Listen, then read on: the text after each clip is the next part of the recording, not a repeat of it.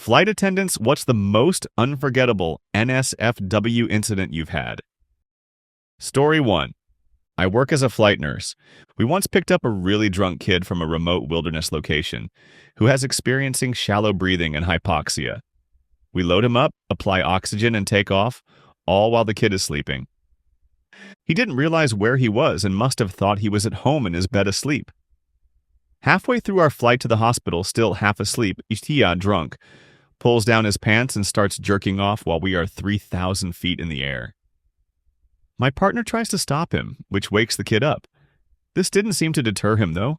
He continued to crank it with one hand while trying to rub my partner's, a dude, nipples with his free hand. I'm laughing hysterically, giving the play-by-play to the pilot, who starts laughing so hard we begin to fly sideways. The doctor at the receiving facility was not impressed. "Doctor, he's having a stroke!" Story 2. I had a guy vomiting blood like there was no tomorrow. We were in the middle of the Atlantic, so no way to go back just forward. We tried to help him as much as we can, asked for doctors, none on board. Oxygen was provided, not exactly necessary, but helped calming him down. Eventually, after a while, he stopped. His row looked like a freaking horror movie. Funniest part? He refused ambulance on arrival or any kind of medical assistance upon arrival. Story 3. I'm an airline mechanic. But my story qualifies, I think. We got an ACARS message from an incoming turn, and I quote, "Pax jizzed all over forward lav." Apparently it was all over the sink, mirror, walls, and on the fucking ceiling. It actually got handed off to contract fleet service, and they treated it like a biospill. Aircraft was down for a few hours, then kicked back into service. This is one of the stories I tell when I'm trying desperately to discourage folks from using the lav as a mile-high love nest. Please, please, please don't do that. Story 4. Night flight and business class where the suites are combined. A couple started going at it with the blankets on top of them. They thought they were being coy, but the loud, "I'm coming," gave it away. Another one was in the lavatory in the midsection of economy class, where a couple figured out that the toilets on both sides of the aisles had a split door in the middle, and they managed to unlock it. The plane was really quiet until we heard a rhythmic banging against the wall that gave them away. Story 5. My mate's wife is an attendant for a large carrier and tells us the time almost all the staff got PTSD because half the plane shat all over the place, that the in-flight meal they served on a 19-hour flight gave everyone gastro-zachi food poisoning. So severe it took less than 25 mings for the first person to run to the toilet in abject horror. It was that scene from Bridesmaids on a plane. About half of this massive airliner had eaten the bad food. So over 60 ppl all battling for less than 6 toilets multiple times, it ended so bad that the carrier had to ground the plan and do a deep clean. They halfway across the ocean so couldn't even turn back had to land in HW. Apparently it was everywhere. The seats, the floors, inside carry-on bags, just everywhere. Story 6. Not a flight attendant, but it was still NSFW. I sat in the last row on a flight from Bangkok to Helsinki. I was sitting on the right 2 seats with my girlfriend and the aisle to my left. In the 4 seats in the middle of the row was just one guy in his 40s, I guess. He started talking to us, and I immediately felt a bit uncomfortable. He asked if he could use my phone to browse the internet, or that I order alcohol and he soda of my choice and we swap it. I declined everything and tried to ignore it.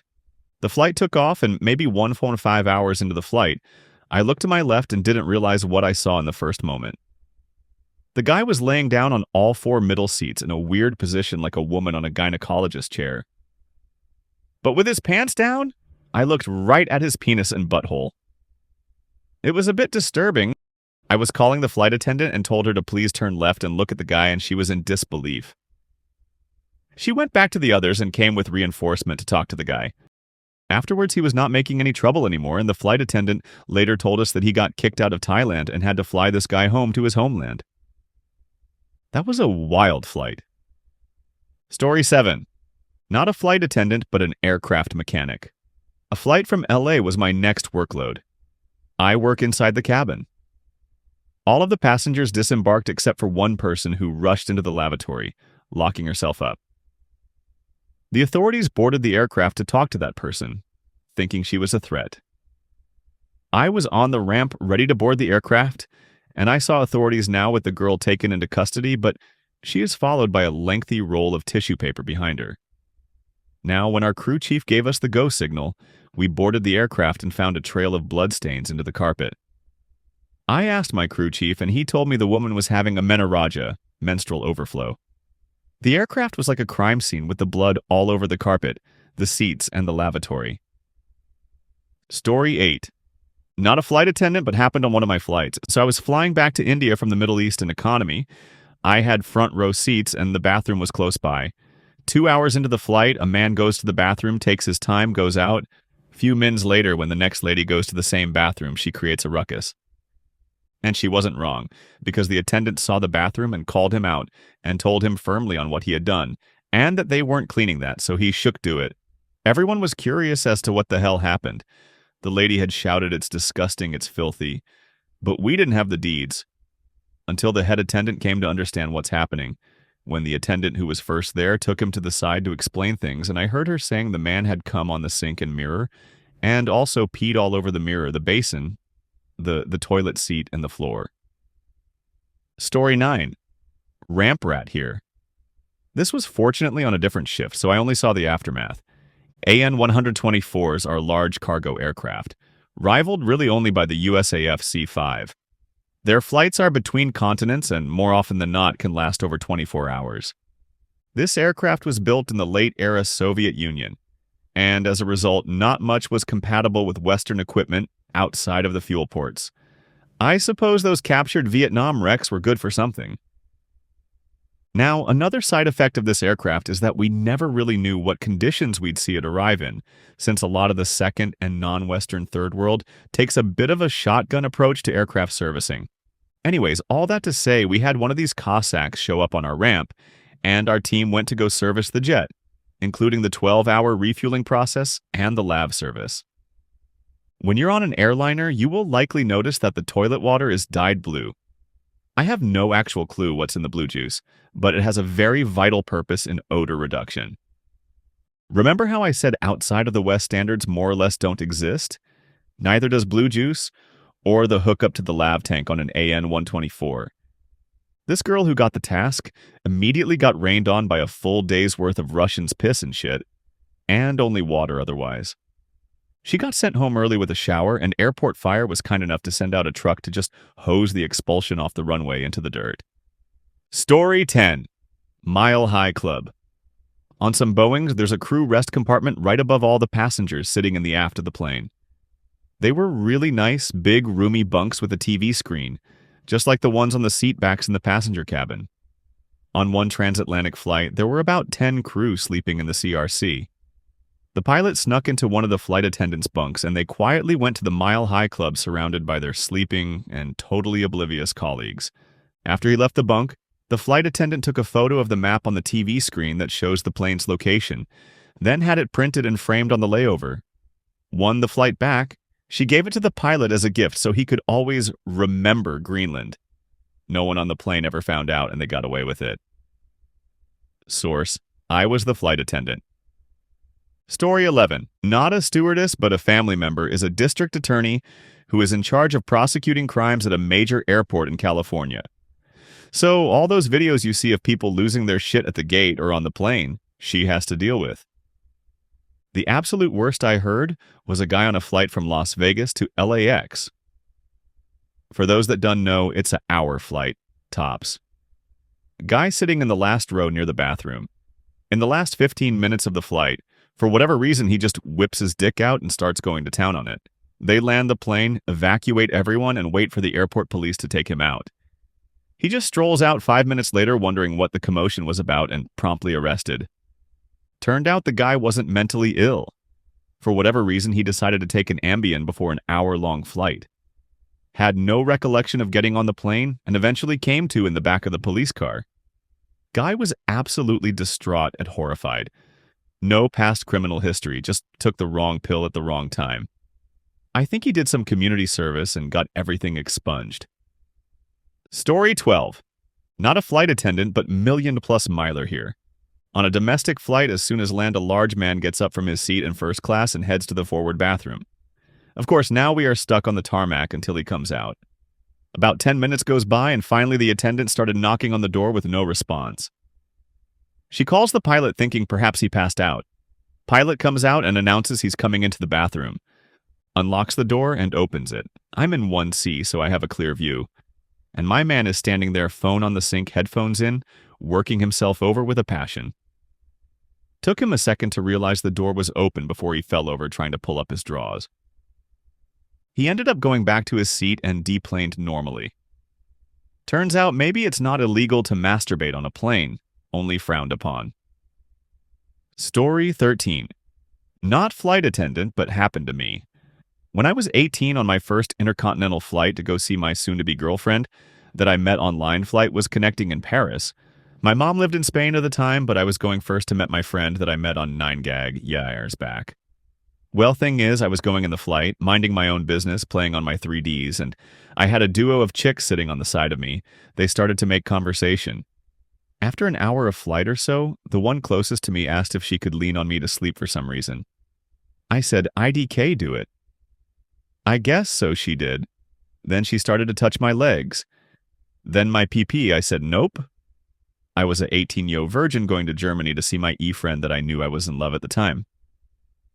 Thing is, this groping and showing boobs and asking me to go to the bathroom with her continued for the 12 hours of flight.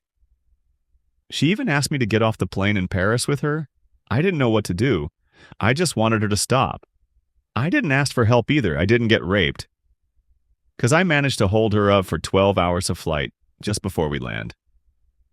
She looked at me and said, well, if you don't want it, I won. Do anything. Anyways, I managed to survive that. Her friend didn't do shit. Then just before we got off the plane, the police came and took her. So I guess someone saw what happened. I just wish they did something at the time and did not left me to endure that for 12 hours XD. Anyways, that's the most NSFW thing that I lived on a plane. Story 14. Not a flight attendant. I used to sit up front. Not really NSFW, but other people have posted their poop stories, so shall I. You've probably flown commercial, got packed in a tube for hours, paying as little as possible to go somewhere fun. Well, I used to pack people in small tubes who paid the most they could, for the gram. I used to fly private aircraft, but I wasn't very successful. Now, the large tubes have functional if basic toilets, but the small but apparently glitzy tubes have either a basic toilet that kind of folds out or nothing. Nothing that you can see that is. There will be a seat with a cushion that looks slightly different than the others. That's the emergency toilet. The center of the cushion comes out to reveal a chemical toilet.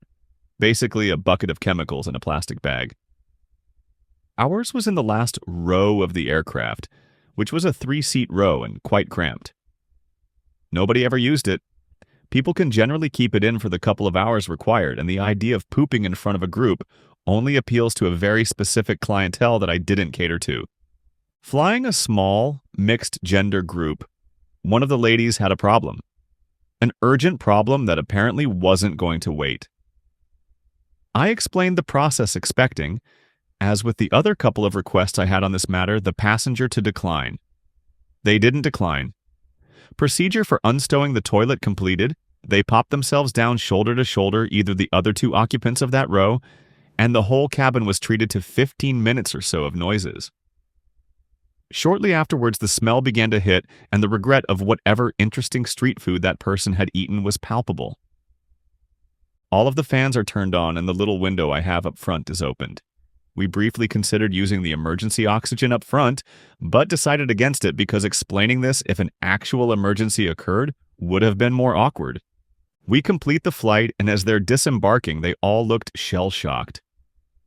Aircraft turnaround was normally done by our ground ops people and cleaning by the aircrew, but I swap and agree to dispose of the toilet as they don't like the idea. It turned out I easily got the better side of the deal, as that seat, faux leather, was not in a good condition, whereas I just had to move a closed bucket. So this small group overspent on their flight for the glamour of pooping in a bag in front of all their friends. Of course, I overspent on my licenses for the glamour of getting hotboxed by fart smells, so they kind of got off better on that. Story 15, Flight Attendant here. Tons of NSFW stories, but one that sticks out in my mind right now is flying to Orlando. Many different passengers start to complain about airdropped photos onto their and their children's devices. We see these photos, and it is of a guy's meat and potatoes in varying levels of exposure and arousal. We, the flight attendants, do some detective work with our own airdrop-capable devices, and we're able to figure out the one who's sending them. We bring him to the galley and confront him about it and ask for his ID. He doesn't have any ID. Why doesn't he have any ID on him? He's a 15-year-old boy. So we get his father involved, and of course it's, "I can't believe you would do this," but also brushing it off like it's no big deal. We land in Orlando and have police meet the aircraft. Friends at the airport later tell me the airport police let the kid off with a warning because it didn't happen at the airport, so they can't charge him, even though there were 10-plus families waiting in the gate area after deplaning to give statements.